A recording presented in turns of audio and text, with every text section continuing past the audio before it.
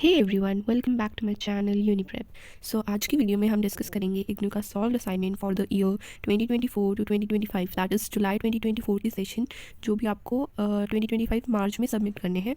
सो आज का जो हमारा सब्जेक्ट है that is history of India from 1707 to 1950 and subject code is BHIC 134। So ये जो असाइनमेंट है it's of total 100 marks. It's divided into 3 parts, जिसमें फर्स्ट जो असाइनमेंट है that is of 20 marks, second में 3 क्वेश्चंस हैं, they are of 10 marks each, and last में 5 questions हैं, they are of 6 marks each. So now let's start with the first question. Or before starting the video, make sure you match your subject code, that is BHIC 134, and this is the latest assignment for the year 2025. So here we have our question 1. Our question 1 is, what was the nature of permanent settlement? So this question is of 20 marks and you have to write it in 500 words. और जब आप answer लिखें so make sure that आप word limit जो आपको दी गई है उसके अंडर ही लिखें, वरना writing long answers is of no use. Make sure the answers are within the word limit. So permanent settlement के बारे में लिखना है हमें फर्स्ट क्वेश्चन में. So firstly you'll write about key features है, you are writing about zamindars, the land owners, then about जो fixed revenue land revenue system कर दिया था उसके बारे में लिखेंगे. So as we all know permanent settlement में क्या हुआ था, they fixed the price की, और वो जो प्राइस फिक्स किया गया था that was quite high.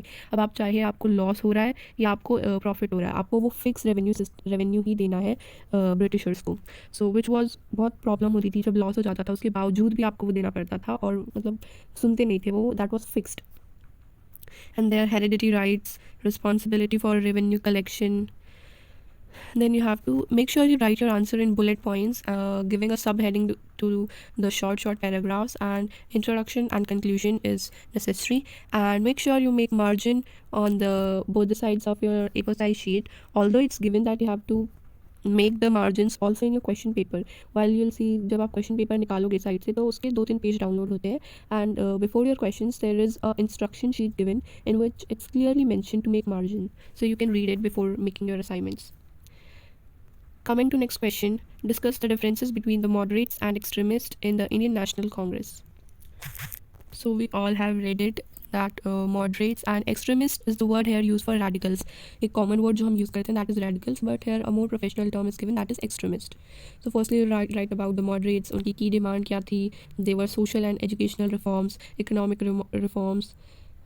And then you'll write about extremist, उनके क्या ideas थे, उनके कैसे viewpoints थे, then दोनों में क्या difference था वो लिखोगे आप. Coming to third question, what were the main ideas of utilitarians? So हमें इसमें utilitarians का main idea लिखना है, and from third question this is of 10 marks. 3 questions are of 10 marks each. 20 marks वाले first और second question ही थे. So coming to fourth question, comment on the economic impact of the British rule. So जितने भी time like 200 plus years British ruled on us, तो उसका हमारी economy पे क्या impact पड़ा था.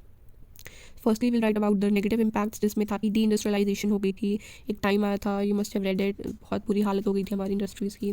देन ड्रेन ऑफ वेल्थ, सारा हमारा, पहले इंडिया को सोने की चिड़िया कहते थे, एंड जब ब्रिटिशर्स गए यहाँ से then our country was in really very poor health and wealth, like everything was quite bad at that time. बहुत सारा सोना हमारा ले गए थे, कोहिनूर ले गए थे, बहुत सारी चीज़ें ऐसी, they overtook from here to England. Next exploitation of resources, then impoverishment of peasantry, peasants के जैसे कि आपने देखा होगा बहुत ज़्यादा रेवेन्यू कलेक्ट करते थे उनसे, और इंडिगो वाली स्टोरी सुनी होगी, इंडिगो प्लांट जो कि बहुत महंगा होता है वो उगवाते थे उनसे बहुत, और अपने देश ले जाते थे और बहुत कम रेवेन्यू देते थे उसका. Stagnation of agriculture. And then positive effects if we talk about that is infrastructure की डेवलपमेंट हुई थी, मॉडर्न इंडस्ट्रीज़ बन गई थी. पहले हमारे यहाँ पर स्मॉल स्केल पे काम होता था इंडस्ट्रीज़ में, घर पे बैठ के हो रहा है, और मतलब बहुत स्मॉल स्ट्रक्चर था, बट इन्होंने मशीन्स लेके आए और बड़ी बड़ी इंडस्ट्री सेटअप की, और हमारा जो एग्रीकल्चर है वो कमर्शलाइज हो गया था. पहले बहुत अपने तक सीमित था, बट उसके बाद मतलब बेचना स्टार्ट हुआ, मार्केट स्टार्ट हुए, बहुत इतना फ़ायदा तो हुआ ही था हमें, बट उसका एक्सप्लॉयटेशन बहुत ज़्यादा होने लग गया था उस सेक्टर में. वो हमारे लिए इंडस्ट्रीज़ बना रहे थे, but they were also exploiting our workers, और एक टाइप से हमारा फ़ायदा ही उठा रहे थे और अपना ही फ़ायदा कर रहे थे वो उस काम से. Then overall assessment will write about. Coming to the fifth question, we have, what was the role of Constituent Assembly in the shaping of Indian Constitution? So अभी recently 26 January गया, and 26 January 1950 our Constitution was formed and we call it as Republic Day. So उसको बनाने के लिए Constituent Assembly setup की गई थी, तो उसका रोल क्या था Constitution को फ्रेम करने में.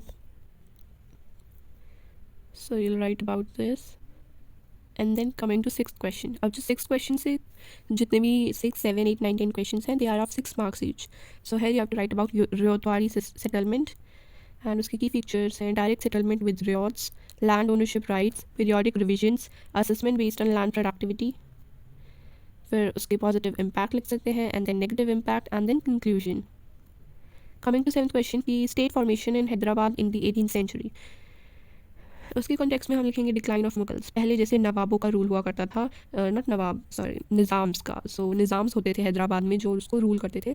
लेटर ऑन हैदराबाद एक स्टेट कैसे बना, जैसे जब ब्रिटिशर्स चले गए थे तो उसके बाद कैसे, जैसे 556 प्रिंसली स्टेट्स थे छोड़कर गए थे ब्रिटिशर्स, तो उस टाइम पे वो जो निज़ाम थे हैदराबाद में वो कैसे, how did they agree to sign upon कि वो इंडिया में मिल रहे हैं, और ये सब चीज़ें कैसे हुई. So founding of Hyderabad, Mir Kamaruddin Khan was the main person who founded. Then key features: independent state, strategic location, diverse population, cultural hub, and then summary. Eighth question is about the Orientalist in India. So key contributions by Orientalists were rediscovering ancient text, establishing academic institutions, developing Indology, promoting understanding of Indian culture. फिर उसका positive और negative impact. And then some notable Orientalists were Sir William Jones, Henry Thomas Colebrook, Max Miller. And the next question, ninth question, is communalism. You have to write a short note on communalism. Understanding communalism, like what is communalism, then उसकी political mobilization, उसके historical roots क्या हैं. India में अगर हम specifically बात करें तो it was at the time of colonial period जिसमें डिवाइड एंड रूल की पॉलिसी को यूज़ किया गया था. देन कॉन्सिक्वेंसेस क्या होते हैं, सोशल डिवीजन हो जाता है, सोसाइटी में एक डिवीजन आ जाता है, लोगों के मन में हेट्रेड आ जाती है एक दूसरे के प्रति कि it can be according to caste, creed, religion and any other like upper class, lower class. ऐसी नफरत की भावना उत्पन्न हो जाती है लोगों के मन में, और सोशली हम बहुत डिवाइड हो जाते हैं. वॉयलेंस और राइट्स होने लगते हैं. अब आपस में नफरत दिल में नफरत हो जाएगी तो वॉयलेंस तो होगा ही, किसी न किसी बात पे मतभेद होगा और फिर violence will broke out. Then discrimination और मार्जिनलाइजेशन, अपॉर्चुनिटीज़ नहीं दी जाएंगी बहुत सारे लोगों को, हर चीज़ में डिस्क्रिमिनेशन आ जाएगा.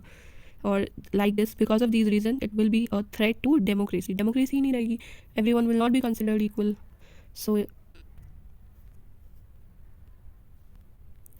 So coming to the last question, 10th question, that is transfer of power. So here you have to write about India में transfer of power कैसे transfer हुई थी. So the transfer of power in India refers to the process by which the British colonial rule came to an end and India gained independence. So कि इन जो Britishers थे वो कैसे हमारे हाथ में power देके गए थे, और how did their rule came to an end and we got independence. The specifically we have to talk about that. So we'll write about the background, क्या क्या हुआ था उस टाइम पे. बहुत सारी मूवमेंट्स चल रही थी, नॉन कॉपरेशन और वो सब, but at last how did it end up. Then will write about some की इवेंट्स. देन पार्टीशन हुआ था सबसे मेजर इवेंट दैट हैपेंड. फिर प्रिंसली स्टेट्स को जोड़ना था, जैसे मैंने आपको बताया देवर 556 प्रिंसली स्टेट्स.